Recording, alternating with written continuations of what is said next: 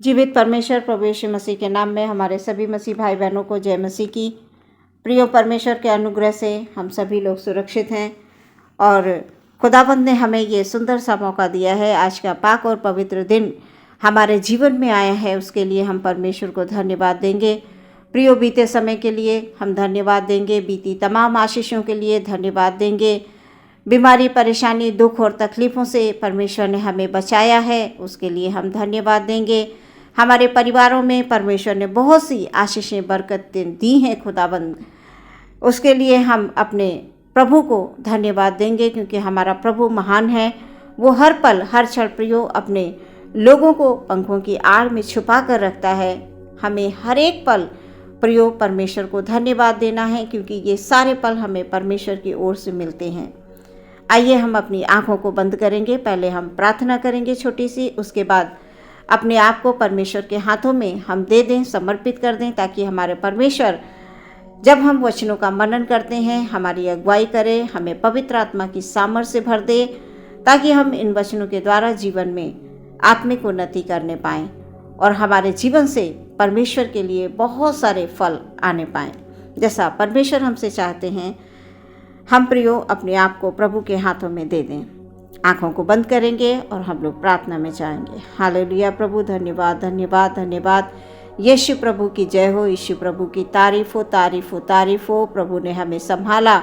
हम अपने सभी भाई बहनों को खुदावंद आपके हाथों में समय दे देते हैं। पिता, हमारे सभी भाई बहनों को प्रभु यीशु मसीह हालेलुया हालेलुया हालेलुया अपने पवित्र आत्मा की सामर्थ्य से भर दे राजा, हालेलुया, ताकि हमारे भाई बहन प्रभु इन वचनों के द्वारा जब इनको सुनते हैं प्रभु हो खुदाबंद आत्मिक उन्नति में आगे बढ़ें और निरंतर प्रभु के डर और भय में रहते हुए जीवन में शांति पाएं प्रभु जी, क्योंकि आप इस संसार में हमारे लिए प्रभु जी शांति के राजकुमार बनकर आए प्रभु जी।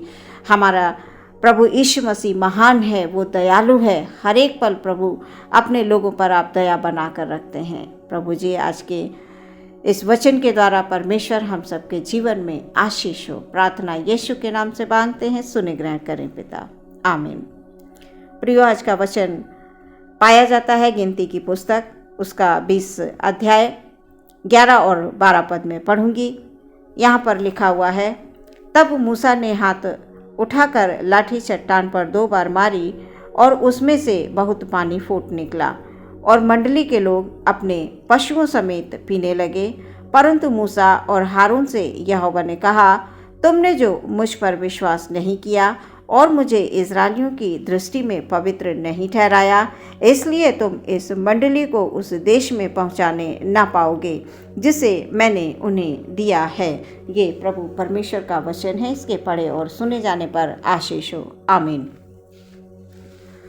प्रियो, हम इस वचन में देखते हैं कि प्रभु यहोवा परमेश्वर ने इस प्रकार से कहा कि तुम उस देश में पहुंचाने ना पाओगे, उस मंडली को जिसे मैंने उन्हें दिया है।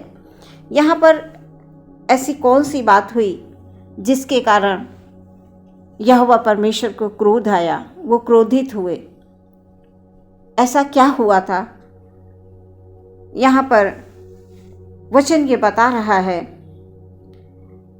कि परमेश्वर ने मूसा को चुना था, जो कि फिरौन राजा के गुलामी में इज़राइली, जितने भी इज़राइली थे वो सभी फिरौन राजा की गुलामी में थे। यहोवा परमेश्वर ने मूसा को चुना और राजा फिरौन के पास उसे भेजा अपने लोगों को छुड़ाने के लिए। यहाँ हम पीछे के पदों में पढ़ेंगे और देखेंगे कि मूसा जो है फिरौन के पास जाता है और फिरौन को इस प्रकार से वो कहता है कि परमेश्वर के लोगों को जाने दे, परमेश्वर के लोगों को जाने दे। और फिरौन ने इनकार कर दिया। फिरौन ने इनकार किया। उसके बाद वहाँ पर यहोवा परमेश्वर कई महामारियों को भेजते हैं और फिर भी फिरौन जो है लोगों को मना करता है जाने से। वो इजरायलियों को जाने से इसलिए मना करता है क्योंकि फिरौन राजा का मन इतना कठोर था, इतना कठोर यहोवा परमेश्वर ने किया कि वो बार बार इस बात से वो इनकार ही करता रहा। जब आखिरी महामारी आई प्रियो, वो सबसे अधिक भयानक वाली महामारी थी।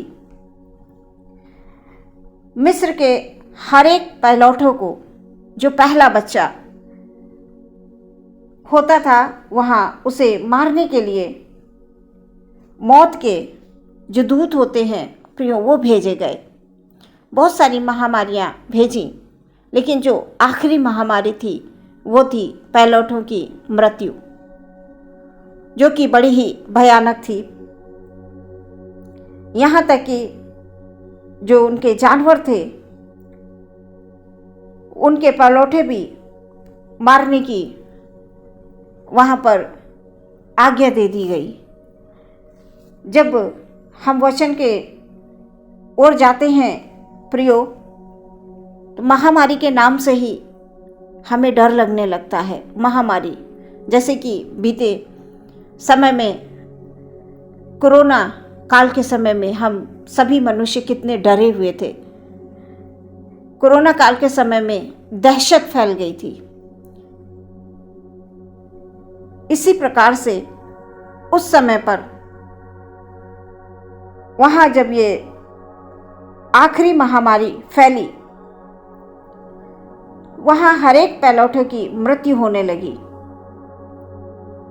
वहाँ कोई ऐसा घर नहीं बचा जहाँ से चीख और पुकार की आवाज़ ना निकल रही हो,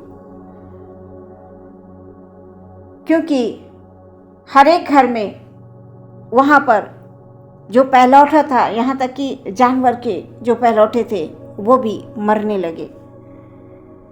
फिरौन का पहिलौठा भी वहाँ पर मारा गया।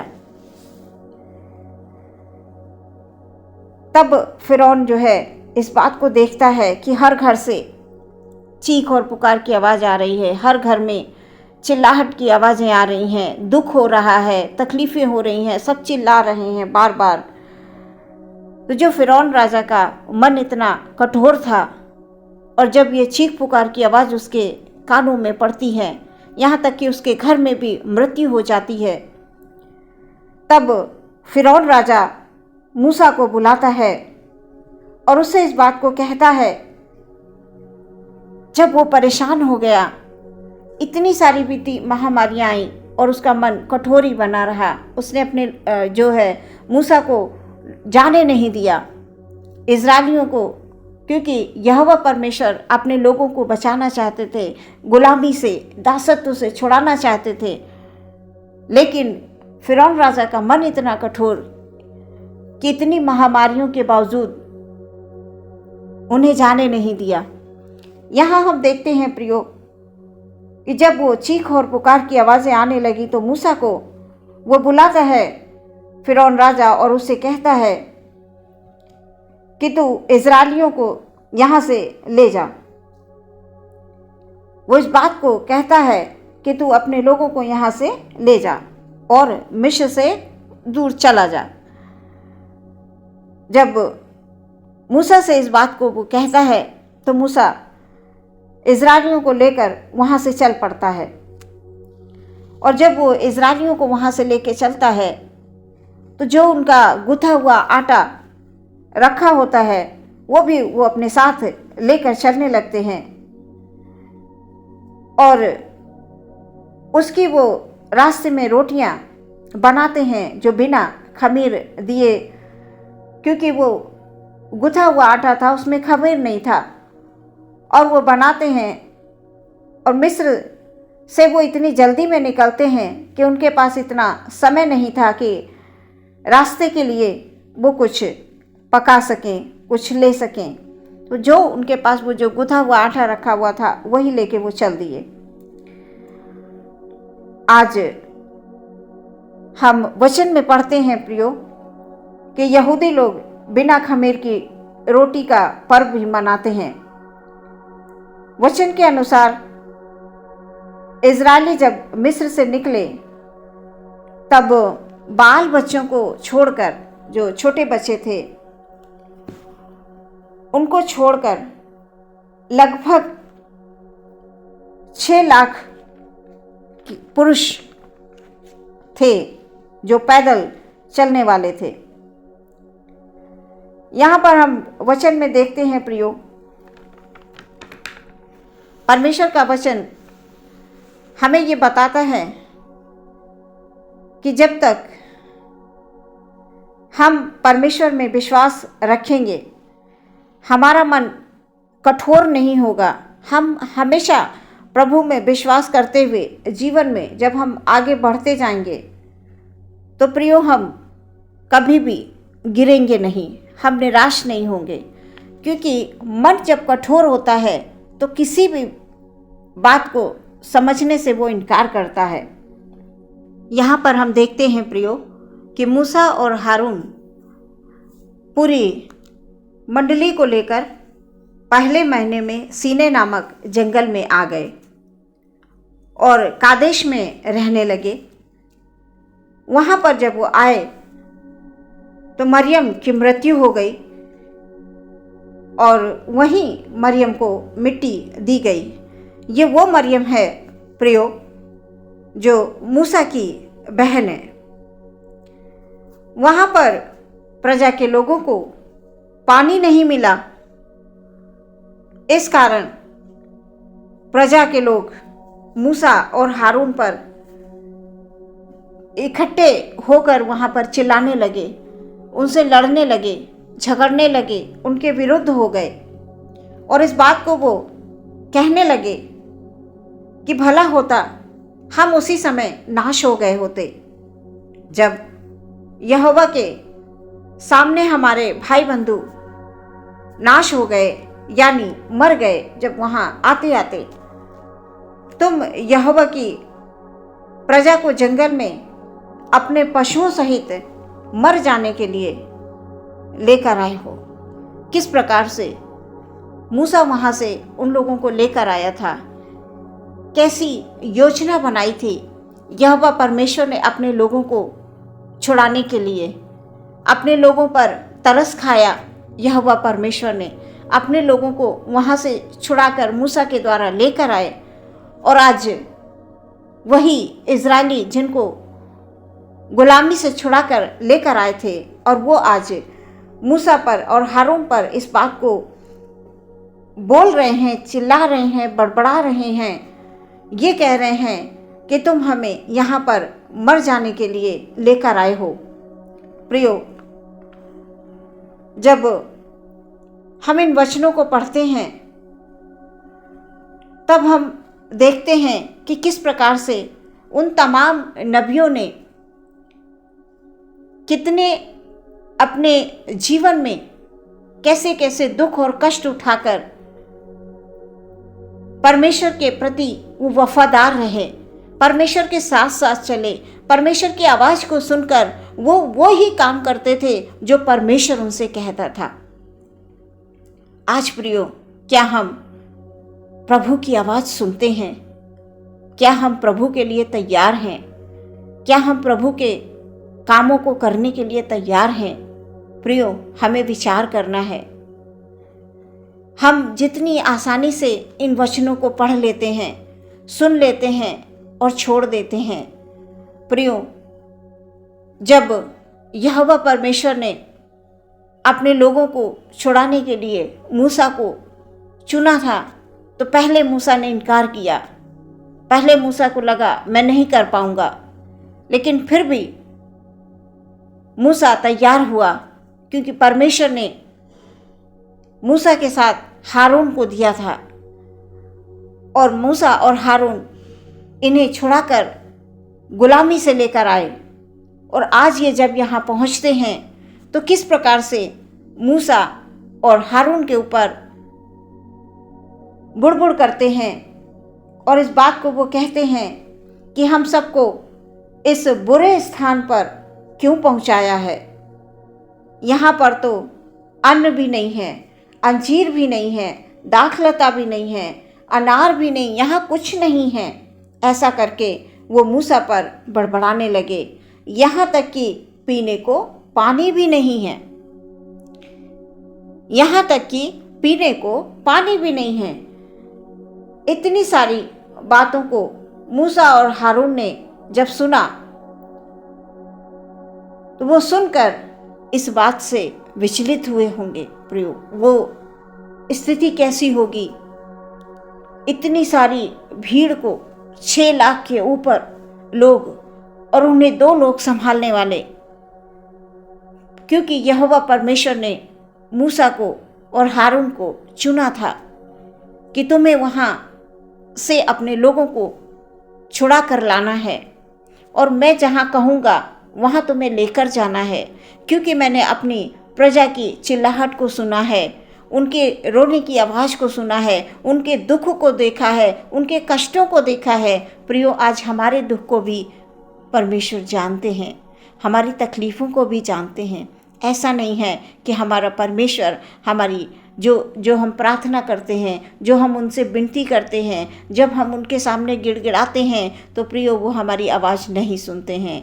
नहीं, हम इस बात को कतई अपने हृदय में जगह न बनाने दें कि हमारा परमेश्वर नहीं सुनता है। हमारा परमेश्वर वो परमेश्वर है जो कभी ऊँघता नहीं है और जो कभी सोता नहीं है। वो परमेश्वर है, वो हमारे हर एक आंसू को अपनी कुप्पी में रखता है।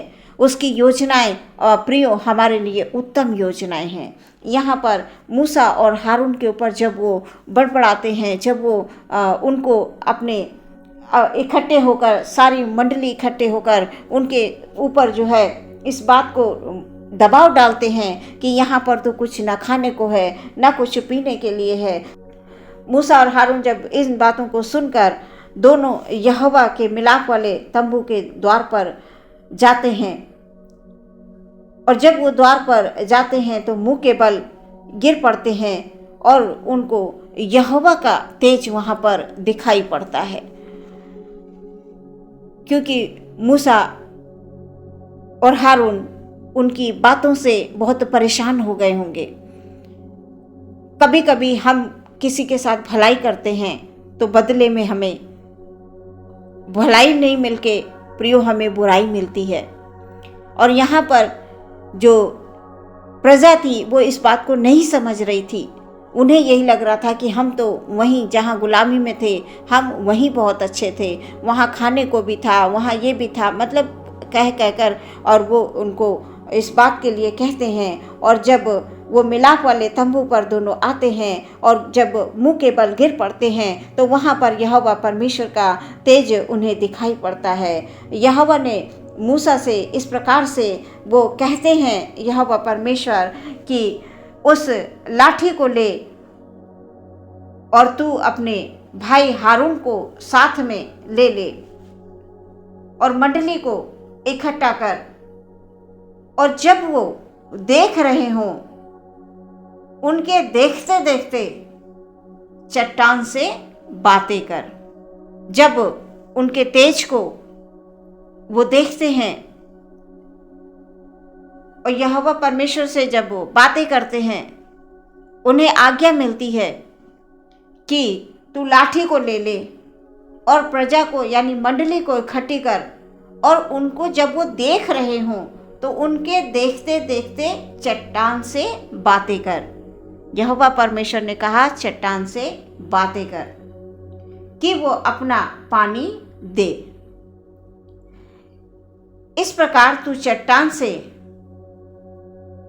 जल निकालकर मंडली को पीने के लिए दे पाएगा। तो चट्टान से बातें करना और चट्टान अपना पानी देगा, और मंडली और जो भी उनके पशु हैं वो सभी लोग उसको पी पाएंगे।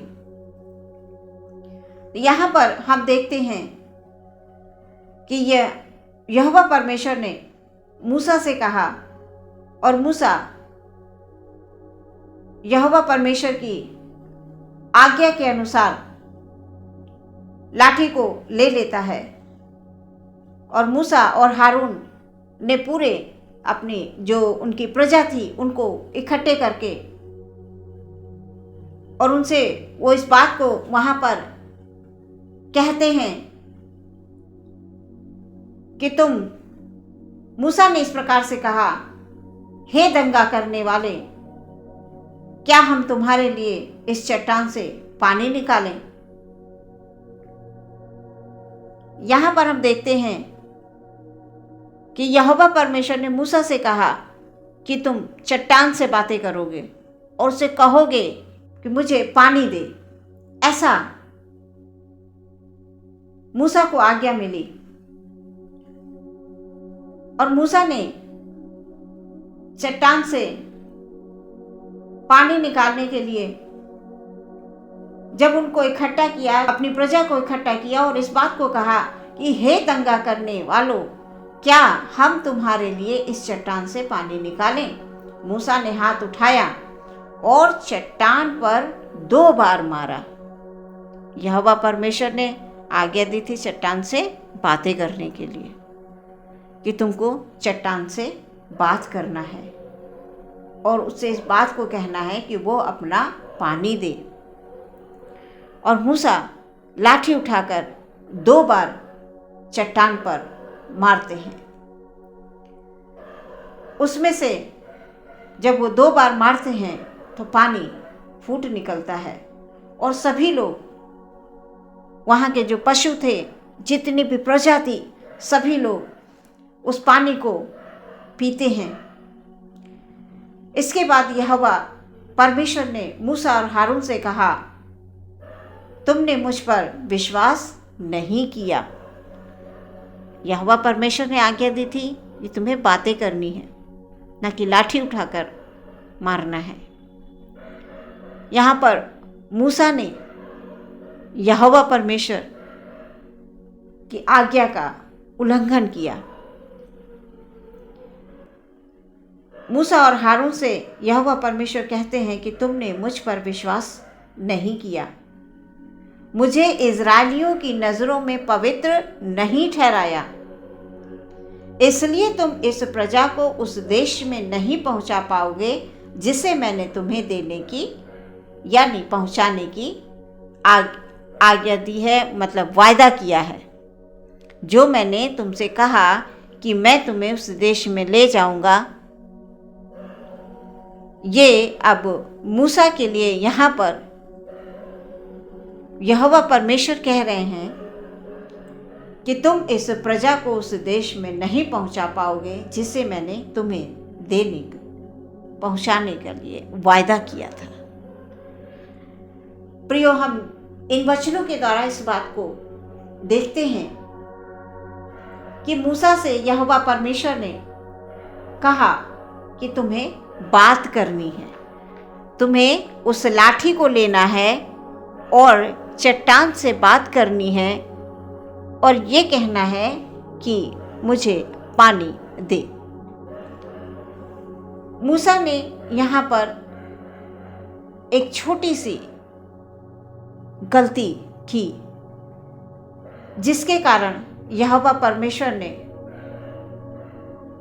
मूसा को उस देश में जाने के लिए मना किया, क्योंकि मूसा को आज्ञा ये मिली थी कि वो चट्टान से बात करे और चट्टान उसे पानी देगा, यानी पानी चट्टान से निकलेगा जब वो बातें करेगा और वो उसे पी लेंगे। और यहाँ पर हम ये देखते हैं प्रियो कि परमेश्वर ने मूसा से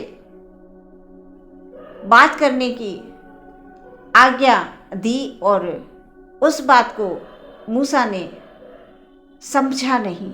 आज हम भी नहीं समझते हैं प्रियो, हमसे कहा कुछ और जाता है, वचन कुछ और कहता है और करते हम कुछ और हैं। यही कारण है कि हमारी प्रार्थनाएं बीच में रुकी रहती हैं, क्योंकि हमारा संबंध जैसा परमेश्वर से होना चाहिए प्रियो वैसा नहीं हो पाता है।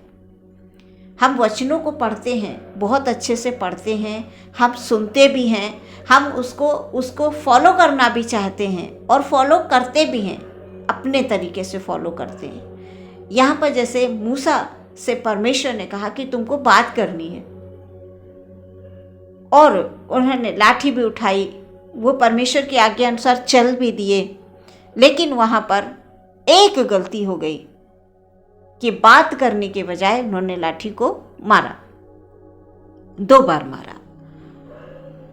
तो लाठी को जब मारा तो यहाँ यहोवा परमेश्वर ने इस बात को देखा कि मूसा किस प्रकार से मेरी बात को उसने सुना तो सही, लाठी भी लेकर चला, प्रजा को भी लेकर चला, सामने खड़ा किया, और जैसा मैंने कहा वो उन शब्दों को जो मैंने बोले थे, जो मैंने आज्ञा दी थी, उनको भूल गया। आज प्रियो, इन वचन के द्वारा हम इस बात को सीखेंगे कि हमें भी परमेश्वर का जो वचन है वो बड़े ध्यानपूर्वक सुनना है, उसे समझना है, और ठीक वही जो हमारा परमेश्वर चाहता है। हमारा परमेश्वर हमसे बहुत कुछ नहीं चाहता है, वो सिर्फ इतना चाहता है कि हम उसकी आज्ञाओं का पालन करें। प्रियो, हमें परमेश्वर की आज्ञाओं का पालन करना चाहिए ताकि हमारे जीवन में परमेश्वर का अनुग्रह इसी प्रकार से बना रहे, आनंद रहे हमारे जीवन में। और मैं आशा करती हूँ कि आज के इस वचन के द्वारा परमेश्वर आपके जीवन में बहुत सारा 30 गुना, 60 गुना, 100 गुना फल लेकर आएगा, और आप परमेश्वर के आज्ञा के अनुसार जीवन में आगे बढ़ेंगे, आपका परिवार आगे बढ़ेगा, आपके जीवन में शांति आएगी। प्रियो, हम अपनी आंखों को बंद करेंगे और एक बार फिर से हम प्रार्थना में जाएंगे और परमेश्वर से बुद्धि की आत्मा, ज्ञान की आत्मा और समझ की आत्मा मांगेंगे, ताकि हम परमेश्वर के वचनों को ध्यानपूर्वक सुने, उस पर हम चल सकें, और संसार की तमाम बातों को दूर करके जो संसारिक हैं, क्योंकि संसारिक बातें हमें थोड़ी देर के लिए तसल्ली देती हैं, और हमें जब हम लोगों को दिखाने के लिए किसी भी काम को करते हैं तो प्रियो, उससे हमें कुछ भी प्रतिफल प्राप्त नहीं होगा। इसलिए हमारे जो भी कार्य हैं वो प्रभु के लिए हों, यानी प्रभु के नाम से हम जो कुछ भी करेंगे हमारे जीवन में उसका प्रतिफल हमारा परमेश्वर हमें अवश्य देगा। हम अपनी आंखों को बंद करेंगे, प्रार्थना करेंगे।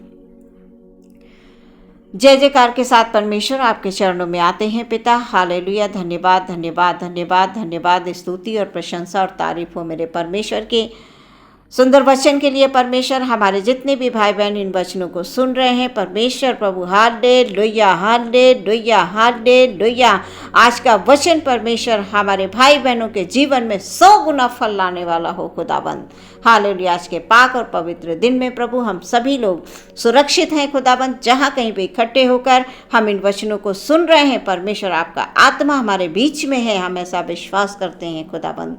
अपने लोगों पर तरस खाइए, अपने लोगों पर दया कीजिए, अपने लोगों को खुदाबंद शांति की हालेलुया हालेलुया आशीष दीजिए खुदाबंद। हमारे भाई बहन के किसी भी घर में कोई बात की कमी घटी कभी ना हो खुदाबंद। यीशु मसीह, ये हमारी प्रार्थना है। हालेलुया, सबके जीवन में प्यारे परमेश्वर आप अद्भुत रीति से कार्य कीजिए खुदाबंद, अपने लोगों को खड़ा कीजिए खुदाबंद। यीशु मसीह, ओ परमेश्वर, अपने लोगों को चुनकर खड़ा कीजिए, क्योंकि वचन ये बताता है कि बुलाए हुए बहुत हैं पर चुने हुए थोड़े हैं। हमारे भाई बहन खुदाबंद यीशु मसीह आपके लिए खड़े हों खुदाबंद, वो अपने आप को, अपने जीवन को प्रभु आपके हाथों में दे दें, ताकि परमेश्वर वो आपकी आवाज़ को सुने। आप वचन के द्वारा परमेश्वर आपकी आवाज़ को सुनकर प्रभु जी अपने जीवन में निरंतर वो फलदायक एक डाली बन सकें खुदाबंद। हालेलुया, क्योंकि जो फलदायक डाली होती है आप उनको छांटते हैं प्यारे परमेश्वर, और उन्हें ताकि वो और फल लाएं प्यारे परमेश्वर प्रभु। ऐसी हमारी विनती है खुदाबंद। आदर महिमा आपको देते हैं, पूरे दिन समर्पित करते हुए प्रार्थना मांगते हैं, मसीह यीशु के नाम से सुने और ग्रहण करें पिता, आमीन।